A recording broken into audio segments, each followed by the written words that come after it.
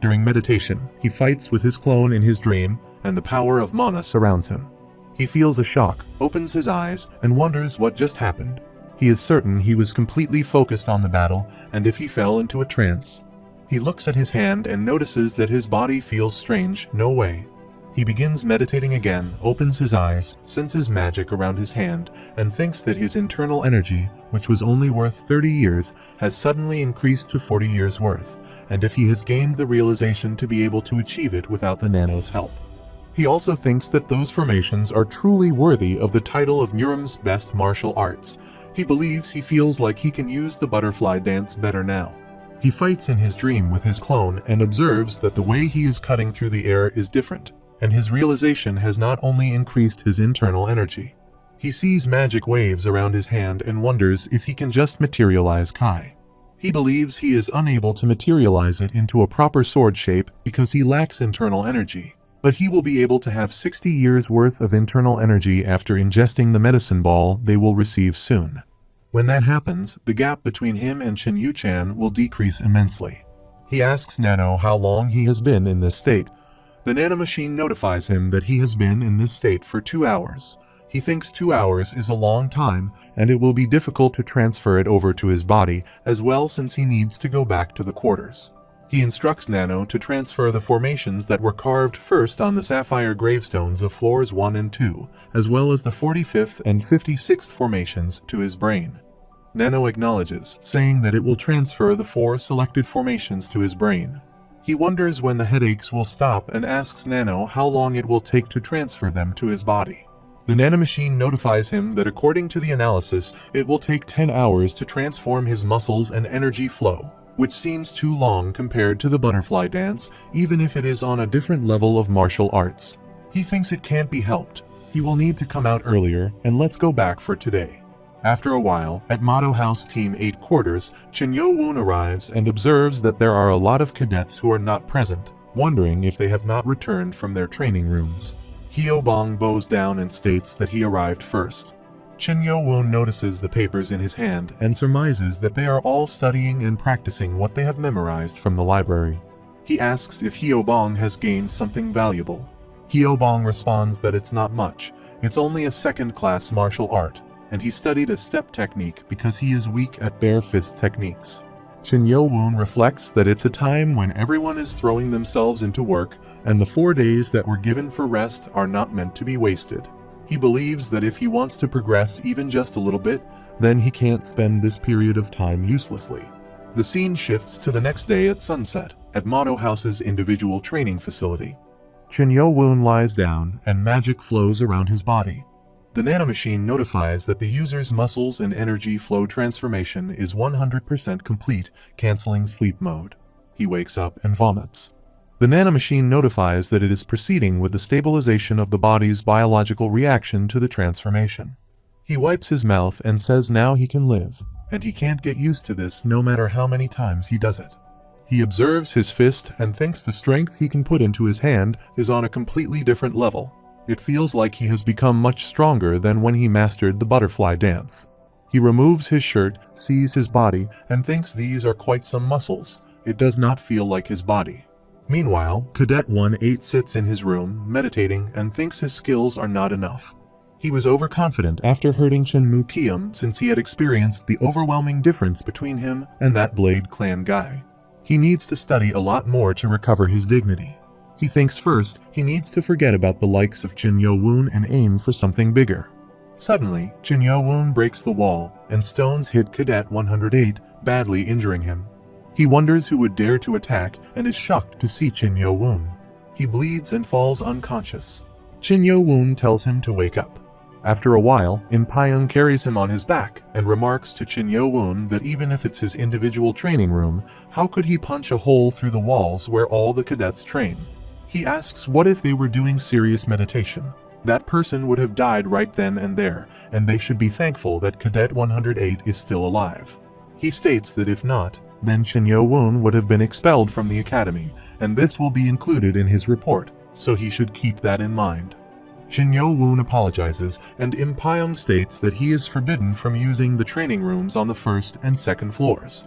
He may use the rooms in the basement, but if he breaks those as well, Then he won't be allowed to use the individual training rooms ever again. Chen Yo-woon acknowledges that he understands, promises to be more careful, and leaves from there. Chen Yo-woon considers breaking through a wall made with stone hardened throughout the decades and wonders if it means his internal energy has exceeded its limit. He asks Nano why he has become so strong, as he never even thought that he could punch a hole through the training room wall. The nanomachine notifies him that it is because his master's muscles and energy flow have reached their maximums. His muscles and the energy flow in his body have been transformed to the utmost, to the point where he is able to leave traces on Sapphire, which has high hardness, with his physical strength. He ponders this realization about his physical strength. He reflects that now that he thinks about it, the simulation data was created by analyzing the traces left on the gravestone without showing the actual movements. Is that why the focus was set on being able to leave traces on the sapphire stone instead of being able to carry out the formation perfectly, like with the dagger technique or the butterfly dance? He then wonders if the power he has now is his body's limit. The nanomachine notifies him that this is the result of altering his body slightly so that it does not affect his physical growth, in accordance with the data of his estimated growth. He contemplates if that means he can become stronger if he grows more than this. The nanomachine notifies that its limits for muscle and energy flow transformations will become higher than they are currently if its physique grows completely. He believes he should try harder to grow more if it's as it says. The nanomachine notifies that time is the answer, even though it cannot do much to make itself grow more, besides stimulating its growth plates. It believes this is more than enough for now. After a while, in the basement of the individual training facility, Chen Yo-woon considers that despite having decades worth of practice data on the movements transmitted to his brain, he still feels nervous since it will be his first time actually attempting the absolute technique that might be the heavenly demon ancestor's revelation. He exhales heavily and reflects, first, the absolute sword technique. He initiates practice with his avatar using the first movement of the absolute sword technique. He pauses, thinking, hold on, let's try this one more time. He once again employs the first movement of the absolute sword technique for practice and ponders. What is this? He wonders why the movement feels so unsatisfying. He then practices the 45th formation of the destructive sword technique and concludes, alright, the destructive sword technique was perfect both times, but then why does the absolute sword technique feel incomplete? He reflects that it was far from the harmonious movement he had seen in the augmented video, and requests Nano to compare the absolute movement extracted from the sapphire in the augmented video with the movement he just performed. The nanomachine notifies that augmented reality is being activated in the user's vision. He observes his vision while practicing and reflects that in the movement he performed, the moves are connected, but they seem unnatural, and he is even a beat slower in completing them and wonders why that is. He contemplates what the problem might be and considers if it is simply because it's a movement, and even if he does not have the right energy flow, it should not affect the movement. He inquires about energy flow and remarks that now that he thinks about it, even the last formation of the butterfly dance could not be performed properly without circulating the internal energy the right way, and that means he is missing the crux. He contemplates, feeling dejected, and wonders what kind of joke this is, leaving behind only the sword movement and omitting how to use the energy flow. He asks if he can create an augmented video of the front side of the stone on the first floor. The nanomachine notifies that it is searching through the video saved via the user's visual data and has found the saved data. It will create an augmented video of just the front side of the stone. He reflects on how the mighty wind blows and the clouds fly high, remembering how, after spreading his name across the continent, he returned home, and ponders how he could not protect the four corners of his nation with the brave warriors he has gathered. He wonders if there might be a hint somewhere in here. The nanomachine notifies him that this ancient three-stanza poem is the founding poem of the Han Dynasty. He ponders the founding poem. The nanomachine notifies him that it was a poem written by Liu Bang when he returned from his victory over Xiang Yu. He realizes that it is not even a poem written by the heavenly demon ancestor and wonders if any words have been changed. The nanomachine notifies him that there are none. He instructs him to analyze the surface to see if there is even the tiniest clue. The nanomachine displays a screen and notifies that it understands. It will analyze the entire surface of the stone. After analyzing, it has found small holes under each character. He reflects that there really is something, but the number of dots is different per character and wonders what this means. He observes the small holes on the screen and considers the possibility that it's referring to blood pressure points. So 4 holes would mean 4 blood pressure points. He wonders what they would mean, but now that he thinks about it, if the first book was not scanned by Nano, he had Nano scan a book about blood pressure points, and that book had a number and a footnote for each blood pressure point. He reflects that the 4th blood pressure point would be the solar plexus point, and that's odd. The energy flow should start from the danshin located in the stomach point, but that would be 7 dots. He realizes that the character for Big has 3 strokes, so if they add the 4 dots, it becomes 7. Next, Wind has 9 strokes, and the dots below it are, and lastly, it's the 23rd blood point. He laughs and declares that's right, he figured out the hidden energy flow. He proudly states that he is a genius. After a while, Chin Yo Woon finds himself on the ground and considers that he should quickly head to the individual training facility and try out the absolute technique using the proper energy flow.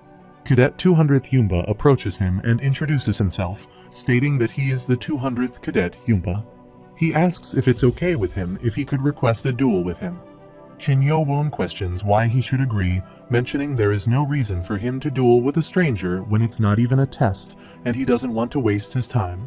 Yumpa acknowledges that he is right about that and admits he was only thinking about himself. He proposes that if he can beat him, he will give him a gift and intel on the 3rd test. After a while, they both stand on the ground. Chin Yo Woon expresses his confusion, stating that he doesn't understand and asks what his reason is for acting so foolishly as to request a duel with information on a line. Yumpa responds that if he had to explain himself, he guesses it'd be to check the qualifications.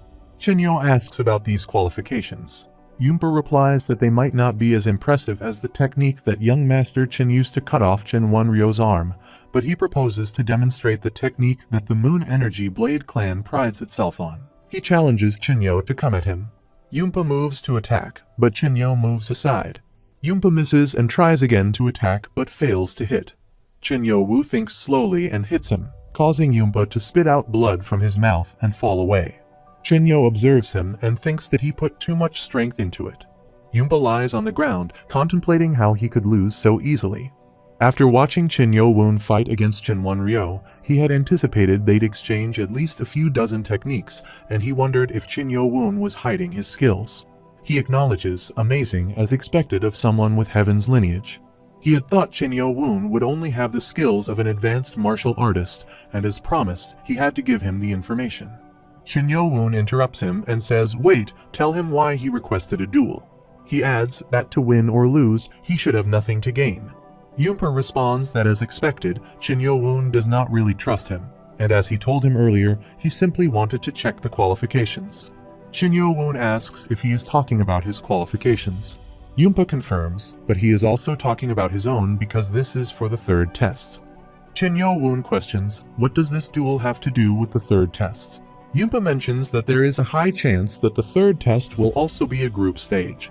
He asks if the Academy did not hear him say that there would be no more group tests. Yumpa explains that's because it will be nothing like the 2nd test. This test will place greater value on an individual's strength. He clarifies that the objective of the 3rd test is to select high-ranked warriors, and only advanced martial artists who possess advanced martial arts and at least 30 years worth of internal energy can become high-ranked warriors. Chin Yo Woon notes that among the cadets that passed the 2nd test, only about 20% can be considered advanced martial artists. So, in order to make up for the lack of internal energy, they'd have to take the Black Dragon Medicine Ball. Yumpa confirms that when the medicine balls are distributed, a large number of the cadets will suddenly achieve 30 years worth of internal energy, but there remains a bigger problem. He explains that it's advanced martial arts. If it's not, many cadets would fail since the 2nd floor of the library only contains intermediate martial arts. He emphasizes that if the test is not testing the creation of advanced martial arts, there is only one answer. Yumpa reveals that in this test, they will also be given a secret book for advanced martial arts. Chin Yo Woon remarks that's not all, is it? Yumpa agrees, stating that if it was just that, the test would be too easy, and if the 3rd test was simply learning martial arts, over 80% would pass. He adds that if what his father told him is correct, the secret book should contain the 7-demon sword technique, which is part of the sword demon sword formations, usable by all the high-ranked warriors of the cult. Qin Yo-woon inquires about the sword demon's sword formations, noting that he has heard of them before. The scene shifts to a flashback. Jang explains that there are sword formations created by the greatest swordsman of his time, the Sword Demon. It was a martial art originally created to combat Sorum's 18 Disciple Formation and 108 Disciple Formation. Among them, the 7 Demon Sword technique is special, despite being only an advanced martial art. He washes his clothes and continues, saying that when 12 people use the technique together, it becomes the 12 Sword Formation. When 36 people use it, it turns into the 36 Sword Formation, and when 108 people use it, it becomes the 108 Sword Formation. He concludes that a plain advanced martial art becoming a terrifying sword formation isn't that amazing. The scene shifts back to the present. Qin Yo-woon reflects that even an advanced martial artist can beat an expert with a 12 sword formation and a master with the 36 sword formation, while the 108 sword formation has the power to face off against even a grandmaster. Yoonpa reveals that his father told him he had formed a 12-man group to learn the 7 demon sword technique. Qin Yo-woon inquires about the 12 people. Yoonpa confirms, stating that it's because that's the principle behind the sword demon's sword formation. He explains that mastering the 7 demon sword technique is not enough by itself. Apparently, performing the sword demon's sword formation is quite difficult. It's to the point that unless one is an advanced martial artist, they can't even understand the formation. Qin Yo-woon asks if that is why he tried to test his skills through a duel. He states exactly that he cannot judge him after having seen only one technique, and he needs to confirm his skills to determine if he could request him for the test. Qin Yo-woon inquires about the request. He adds that he forgot to mention something important. The cadets are expected to take the lead in the 3rd test, from learning the martial arts to everything else. He mentions, though, that he did hear that the group leaders are decided from the results of the 2nd test. Qin Yo-woon asks if that means the group leaders will pick their group members. He confirms, saying that's right. However, a cadet can refuse to join a group, and his assumption is that the 3rd test is more for the 6 main clans and the young masters rather than for ordinary cadets. He concludes that the 3rd test is another part of the Battle of the Heirs. It would be an immediate disqualification if he is unable to gather men and master the 7 demon sword technique and the sword formation. He mentions, as he previously stated, that the cadets can refuse to join a group. Don't the normal cadets have no choice but to rely on the group leaders in order to pass the test? Qin Yo-woon asks if that is not why he said request. He confirms, saying that's right, gathering members and mastering the sword formation is just the beginning. Whether the assessment is through dueling or something else, it's obvious to desire a leader with skills and leadership for the test. He reminds him that he'd promised him a gift, and that gift is himself. Qin Yo-woon thinks no one asked for him. He asks if it is not possible that he won't get chosen as a group leader. Yoonpa dismisses the idea, stating that he is positive that he will be selected as a group leader. For the young master to pass the test, wouldn't someone as skilled as him be better than a half-assed cadet? He reflects that what he's saying is not wrong, but he has enough skills to be a group leader himself. Something seems fishy, and he will have to use that. He asks why he picked him, and if it's as he said, there are other Vice Lord candidates as well as other group leaders that have passed the 2nd test. Yoonpa admits he did not want to tell him this because he did not want to sour his mood.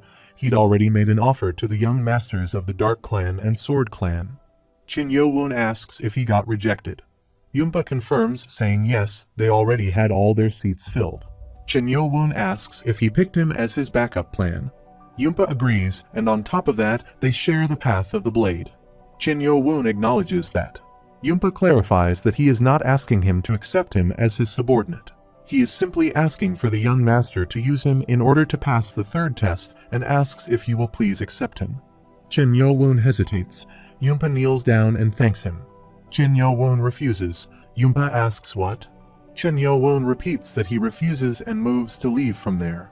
While running, he instructs Nano to provide facial analysis results. The nanomachine notifies him that it is loading the results of the facial analysis. He reflects that it can't perfectly detect lies, but it was the right move to activate it when he thought something was off. Yes, they already have all their seats filled. The nanomachine notifies him that there is a small change in his facial muscles, indicating a 45% chance that he is lying. He reiterates that he is simply asking for the young master to use him in order to pass the 3rd test. The nanomachine reports that his muscles continue to twitch, and the chance that he is lying has gone up to 62%. He thinks he was only playing it safe since it was still just a chance. He recalls a memory when he said they were walking the path of the blade, and Pamia agreed, saying yes, and on top of that, they shared the path of the blade. He reflects that they are pursuing the blade, yet he only went to the Dark and Sword Clan candidates, cleverly omitting the Blade Clan. He must think he is a fool. Meanwhile, Chinyu-chan from the Sword Clan asks Yunpa if he refused after listening to the information on the third test. He laughs and remarks seriously, stating that he's such an interesting fellow. He got what he wanted and dipped. He knew he would not fall for such an obvious trap. Yunpa inquires about the plan. He asks if he is going to go crawling back and beg him to take him in, and if he thinks he's that stupid. Yunpa denies it. He explains that it involves joining his group and then disqualifying him by leaving the group on the day of the test. If it went as he planned, it would have been funny, but it'd be a waste for him to get disqualified over such a small thing. If he were not a rival in the Battle of the Airs, he would do whatever he could to recruit him. Yunpa kneels down and pleads for another chance, stating that he still has other plans. He says no, but reassures that it's fine. He doesn't have to proceed any further. Before it's too late, he should find a group to join, or perhaps he will even become a group leader. Yunpa attempts to say something but is interrupted by laughter, and he remarks that there are already a few guys besides him that need to be sorted out. He mentions that he has no use for someone who is useless, so Yunpa is told to leave.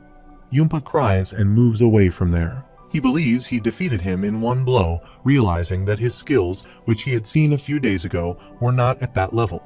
This perplexes him, but he acknowledges that only time will tell if it was luck or skill. Meanwhile, Chin Yo-woon sits inside his room and thinks about the 11 prodigies. It's not certain since the academy head has not said anything yet, but what if it's true? He considers some from Group 8, but it's not enough people, and there's no guarantee that they will follow him. He decides he should finish his training for the day and think about it more back at the dorms. He asks Nano if he has finished analyzing the martial arts books they had scanned yesterday on the first and second floors of the library. The nanomachine notifies that yes, it has completed analysis on the 55 beginner martial arts books on the first floor and the 56 intermediate martial arts books on the second floor.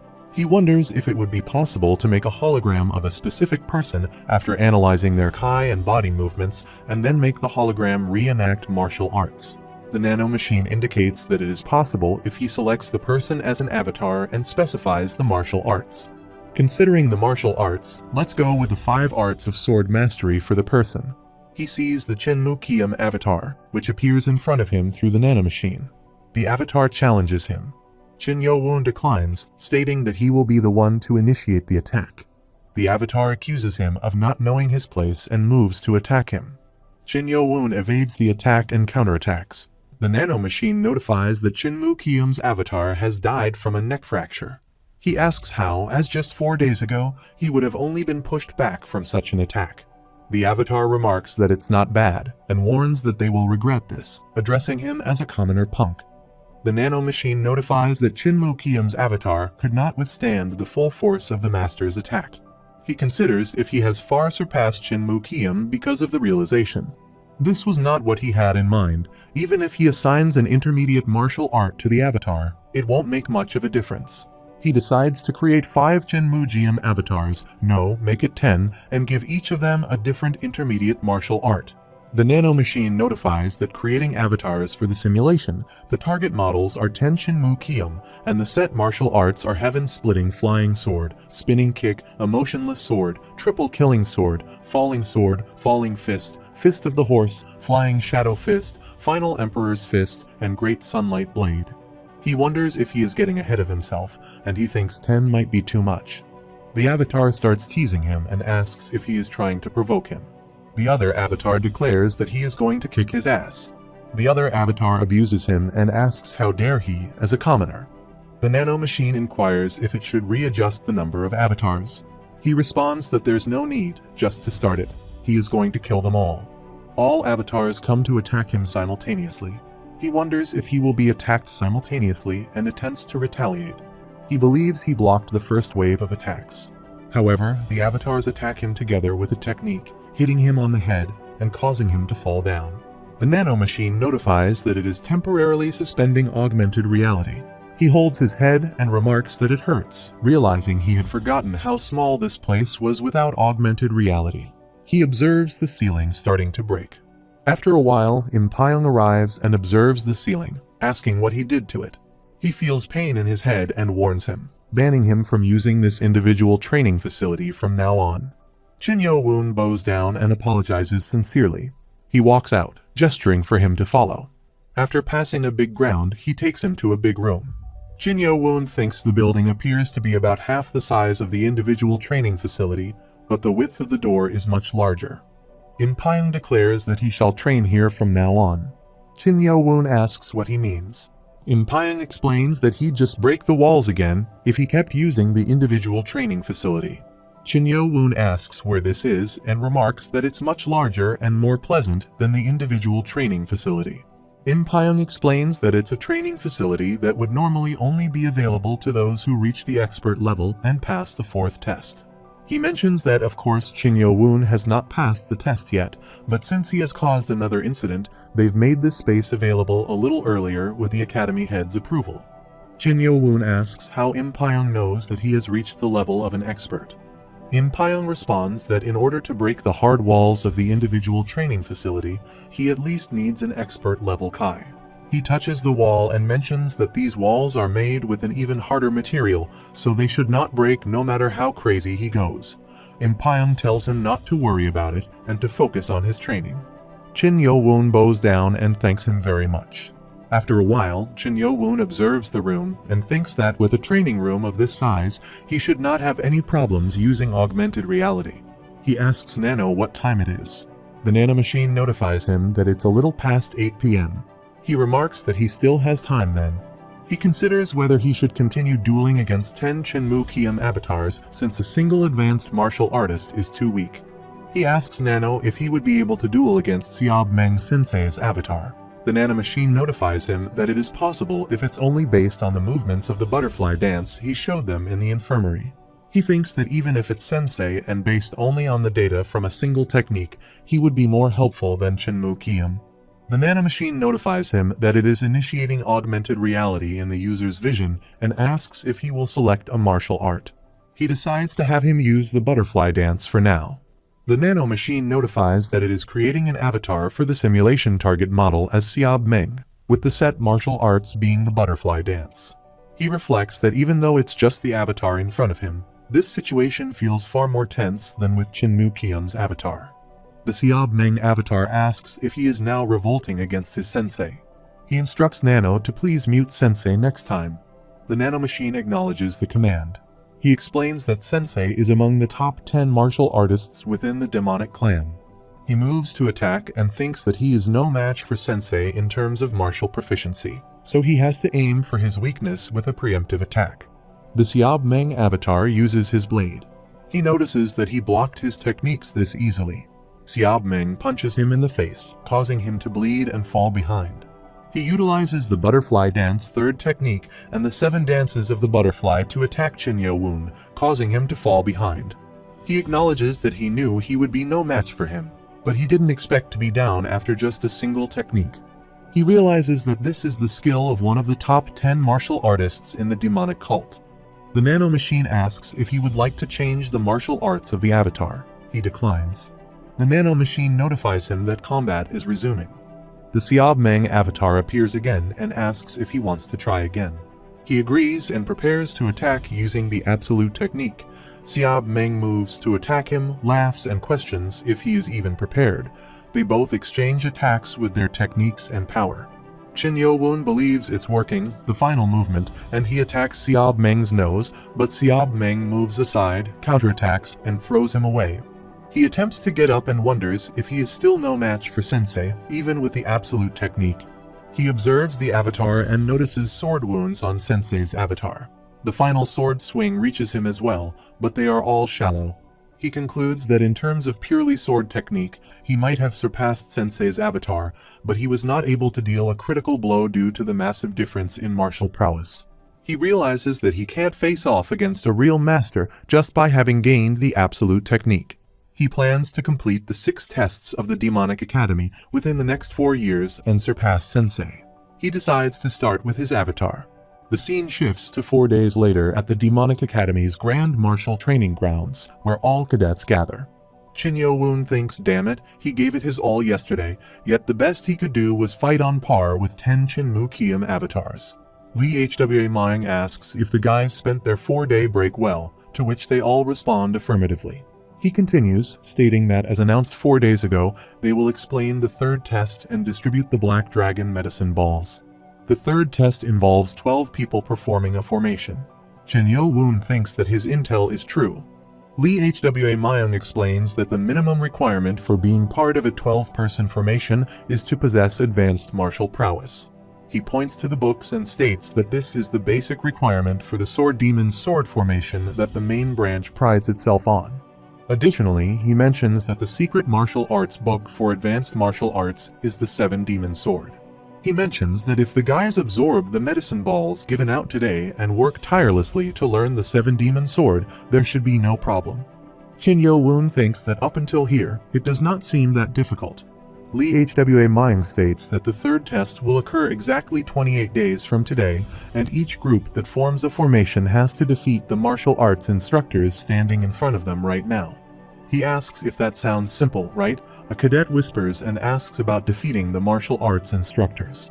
Another cadet asks if every instructor is not a martial arts expert.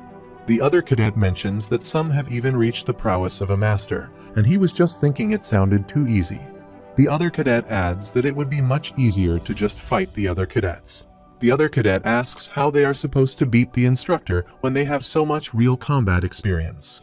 Chin Yo-woon thinks everything is going as Yampa said it would, so all that's left is for them to announce the group leader. Lee Hwa Myung says the entire process will be different from the 2nd test.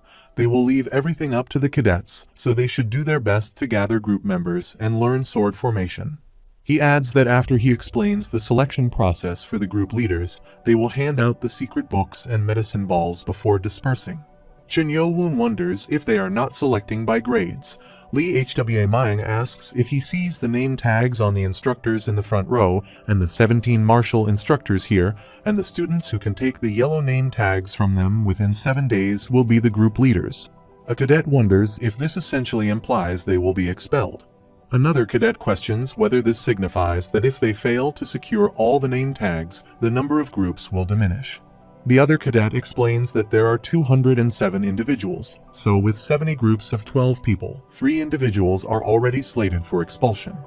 The other cadet murmurs that they are expected to commence by pilfering the instructor's name tags before even confronting the main challenge of defeating the instructor using the sword formation. Lee Hwa Myung advises against dwelling on it too deeply, mentioning that the instructors with yellow name tags will abstain from utilizing their special techniques and will solely employ the 7 Demon Sword.